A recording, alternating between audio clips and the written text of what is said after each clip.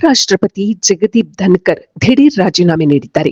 ಅವರ ದಿಢೀರ್ ರಾಜೀನಾಮೆಯ ನಿರ್ಧಾರ ಹಲವು ಅನುಮಾನಗಳನ್ನು ಮೂಡಿಸಿದೆ. ಇಂದು ಮಧ್ಯಾಹ್ನ 1 ಗಂಟೆಗೆ ರಾಜ್ಯಸಭಾ ಕಲಾಪ ಸಲಹಾ ಸಮಿತಿಯ ಸಭೆಯನ್ನು ಅವರು ನಿಶ್ಚಯಿಸಿದ್ದರು.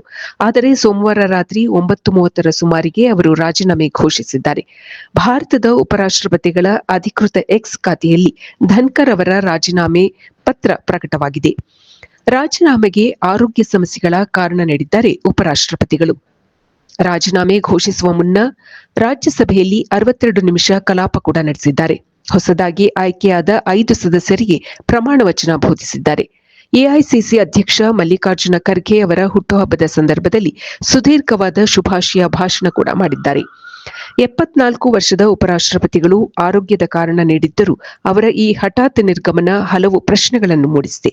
ಅದರಲ್ಲಿಯೂ ಮುಂಗಾರು ಅಧಿವೇಶನದ ಮೊದಲ ದಿನವೇ ಅವರು ಈ ತೀರ್ಮಾನ ಪ್ರಕಟಿಸಿರುವುದು ಸಾಕಷ್ಟು ಚರ್ಚೆಗೆ ಕಾರಣವಾಗಿದೆ. ಇದು ಈ ದಿನದ ಸುದ್ದಿಗಳು. ನಿರಂತರ ಸುದ್ದಿಗಳಿಗಾಗಿ ವೀಕ್ಷಿಸುತ್ತಿರಿ ಜೀನಿ ನ್ಯೂಸ್.